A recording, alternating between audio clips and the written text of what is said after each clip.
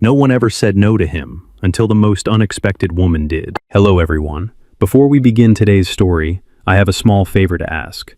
Please hit subscribe and turn on the notification bell so you never miss our channel's new videos. It is quick, it is free, and it is the best way to support us in bringing you more dramatic stories like this one. Your support truly means the world to us.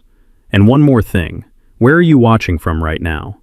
Drop your city or country in the comments below. Thank you very much. Now, let us return to our main character. He was a man no woman ever said no to, not because he begged, not because he chased, but because he never had to.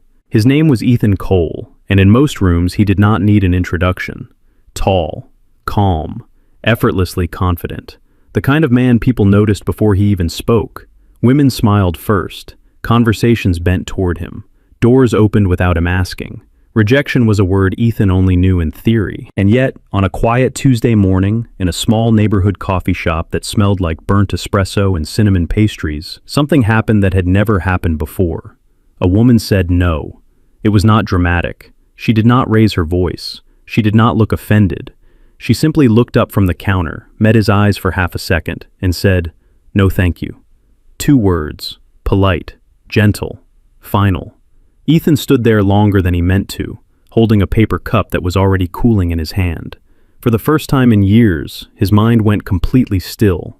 He replayed it again and again. No anger, no awe, no interest, just no. And what unsettled him even more was not the rejection itself. It was how little she seemed to care who he was. Because what she did not know, what she could not have known, was that Ethan Cole was a billionaire. The youngest chief executive officer of one of the fastest-growing investment firms on the East Coast. A man whose name appeared in business magazines and private boardrooms.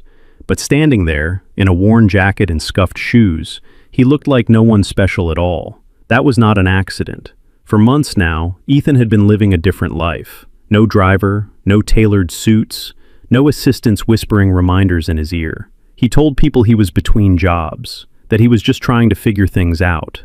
It was a test, one he told himself was harmless. He wanted to know who would still be kind when there was nothing to gain, who would listen when there was no power behind his name.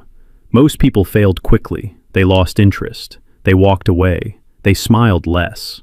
But this woman was different. She did not soften when he spoke. She did not lean closer. She did not ask questions meant to uncover something valuable. She treated him exactly the same way she treated everyone else. And when he stepped a little closer, when he tried to turn the conversation into something more, she stepped back. Not because she was afraid, but because she had boundaries. As Ethan walked out of that coffee shop, the bell over the door chiming softly behind him, one thought followed him down the sidewalk, louder than the city noise around him. For the first time in his life, he was not chosen. And instead of walking away, he found himself wanting to understand why. Ethan Cole did not build his life by accident. Long before magazines printed his face or investors repeated his name in quiet rooms, he had learned one simple rule: control everything, and nothing could hurt you. He grew up watching people change the moment they smelled advantage. Teachers smiled wider. Friends asked for favors. Strangers suddenly listened more closely. By the time he made his first million, Ethan understood the pattern completely. People did not want him. They wanted what stood behind him. So he gave them the version of himself that always won. Confidence became armor, charm became a shield, and relationships became transactions he never wrote down, but always understood. Every date followed the same rhythm: interest, admiration, attachment, sometimes too fast, sometimes too intense. And when it ended, it never hurt, because it was never real. That was how he told himself he preferred it. But the truth was quieter and far less comfortable.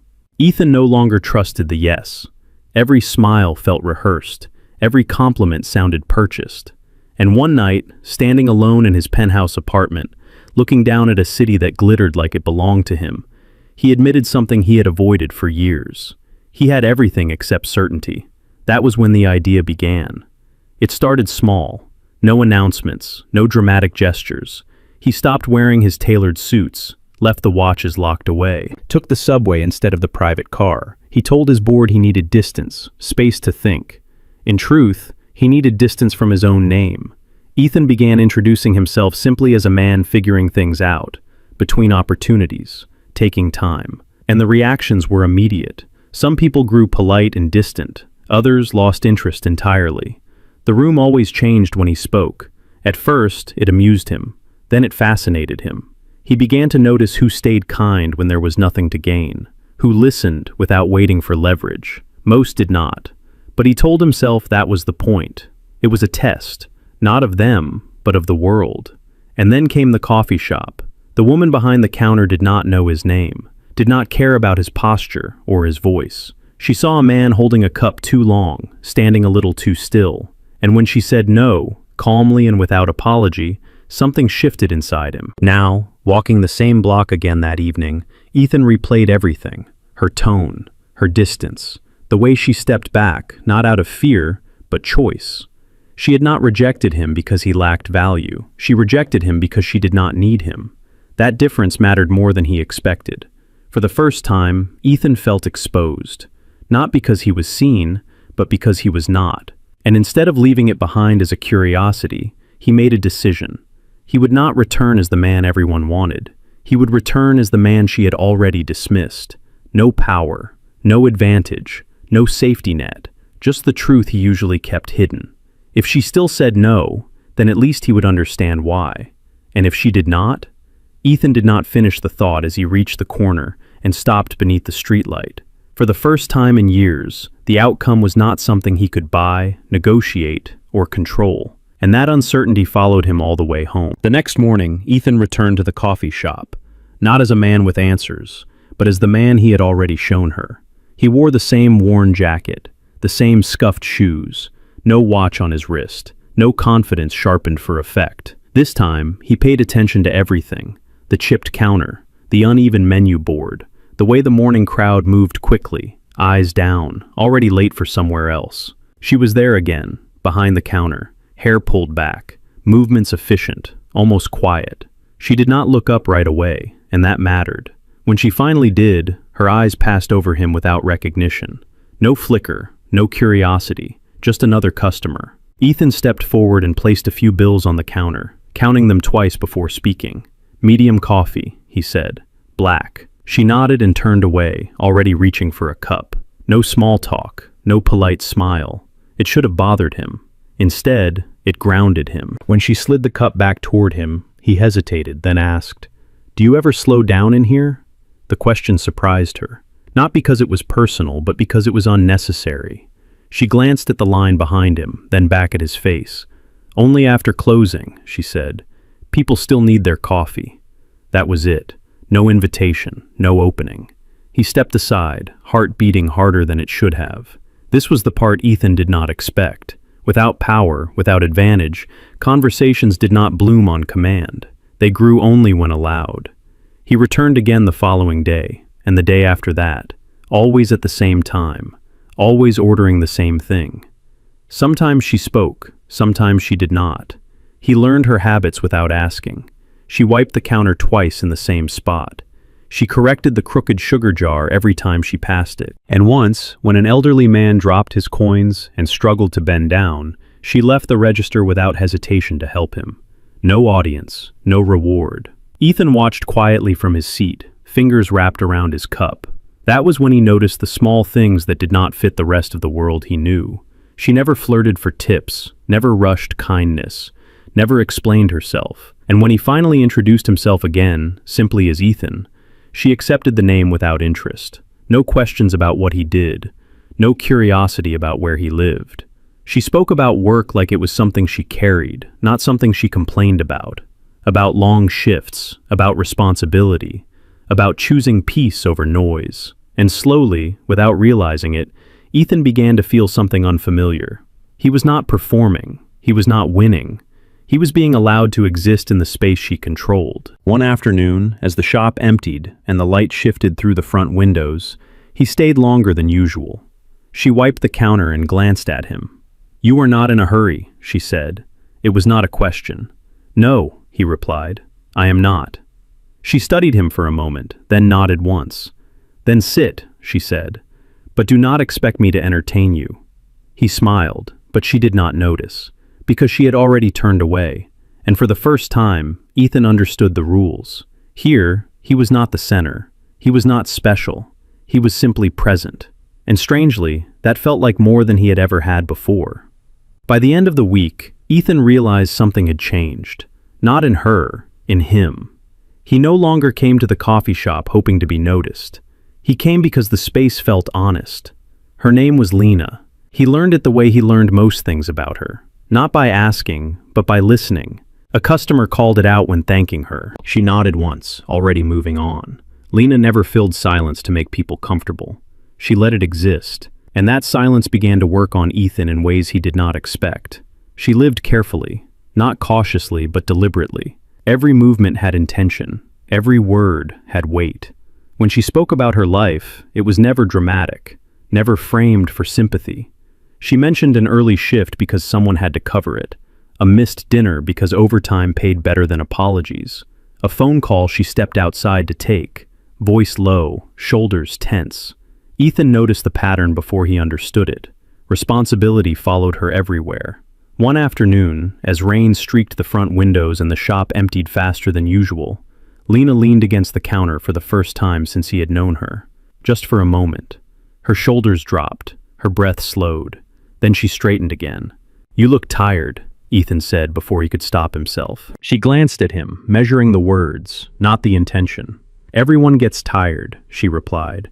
"Some people just do not have the luxury of stopping." It was not said with bitterness. It was a fact. And that was when Ethan saw the difference.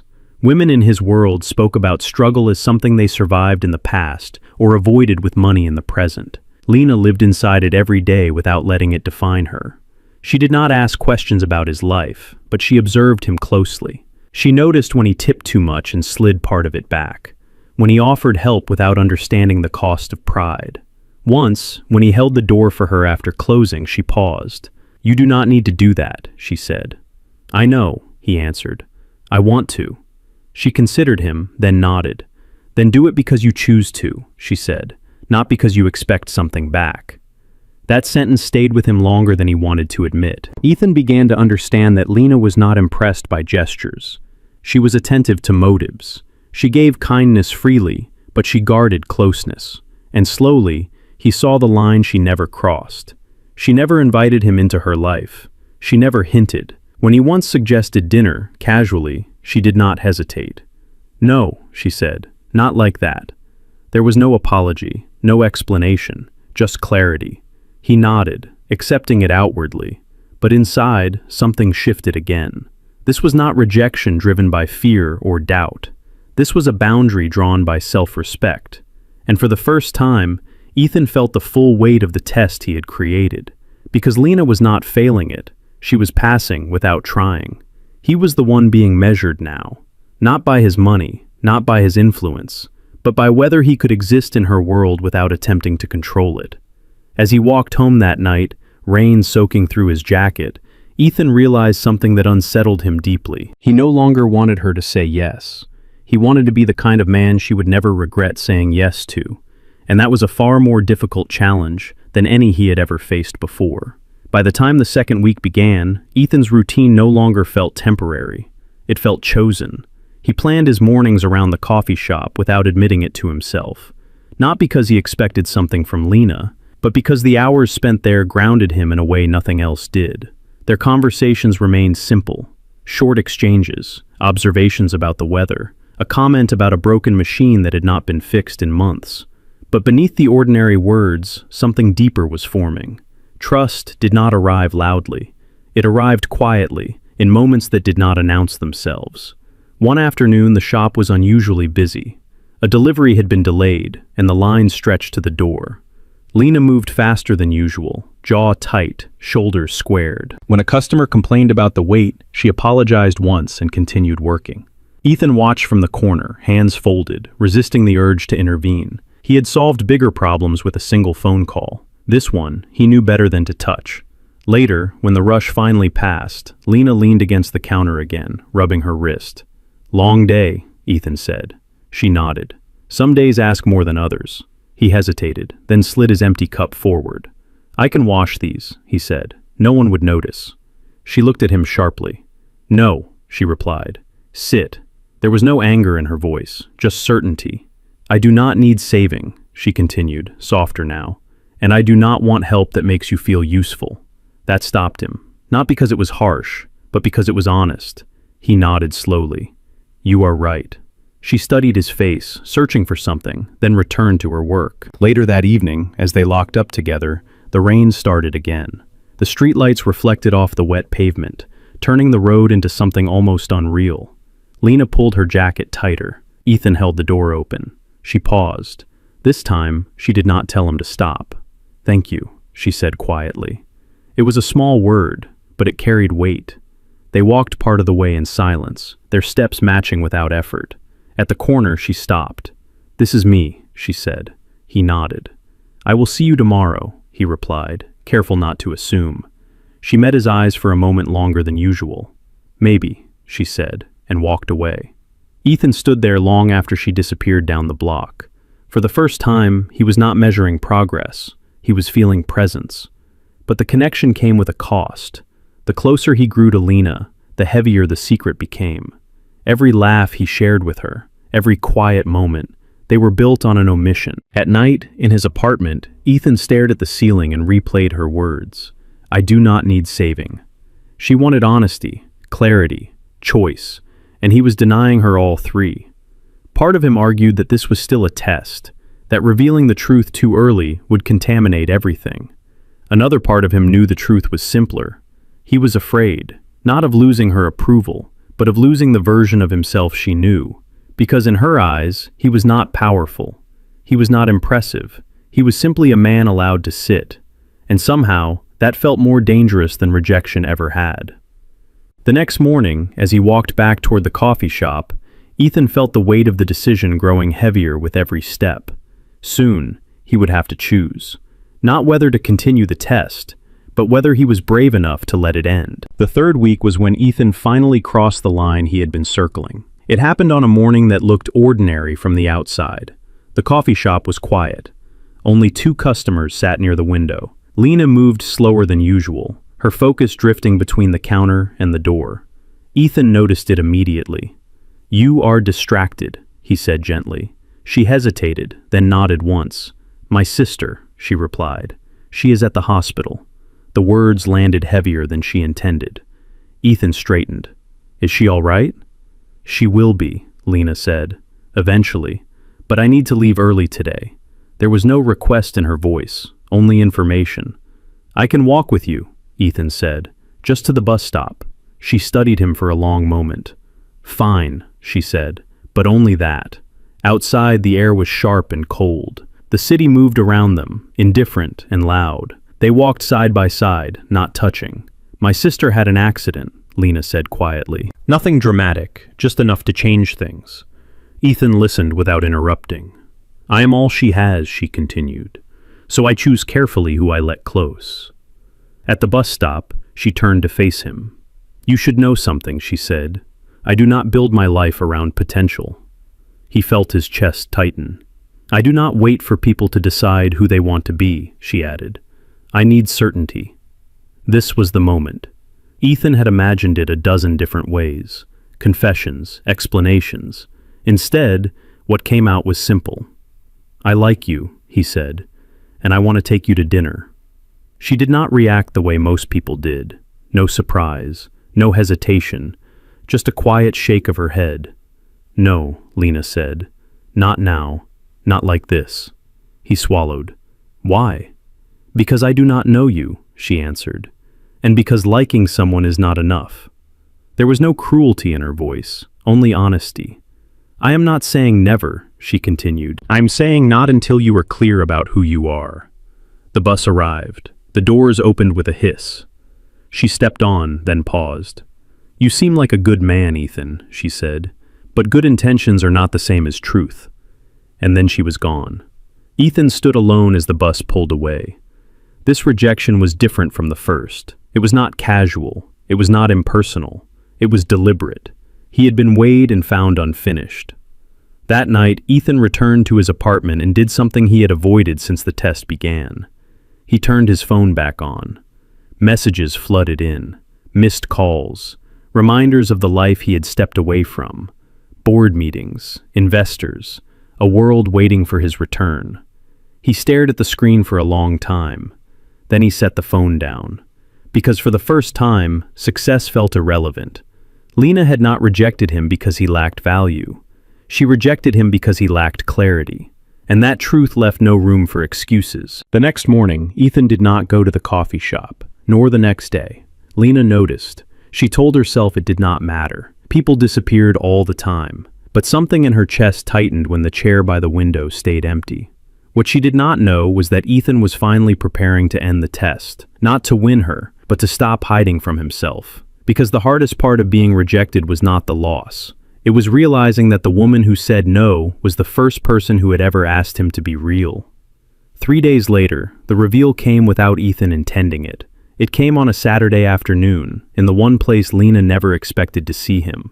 She had left the hospital after a long visit with her sister, exhaustion settling deep into her bones. The air outside was bright and sharp, the kind that made everything feel too loud. As she crossed the street toward the public plaza, she slowed.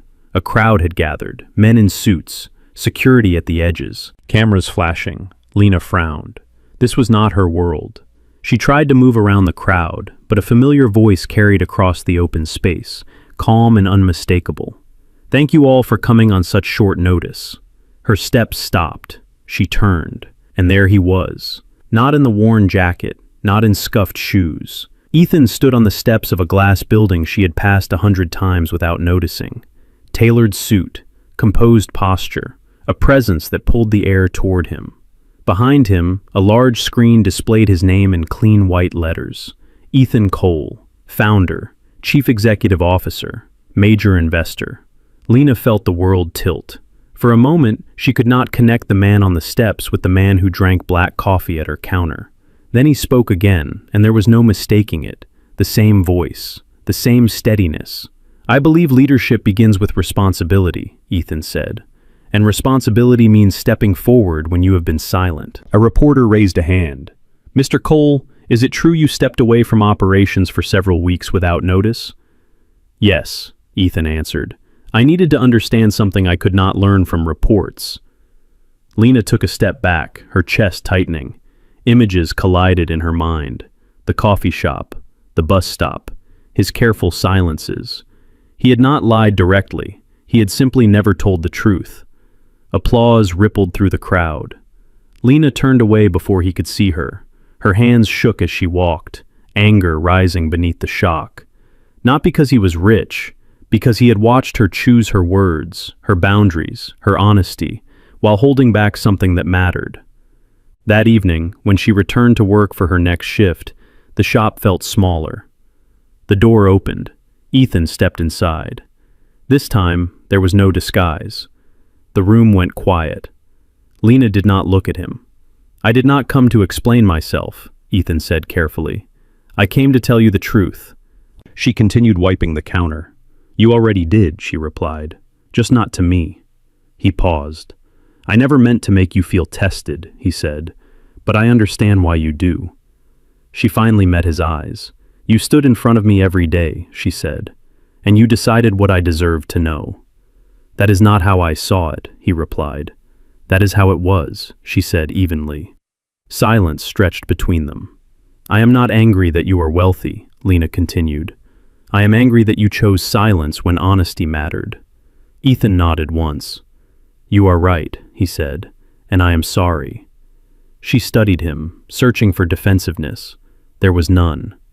"I told you I needed certainty," she said. "You gave me a performance."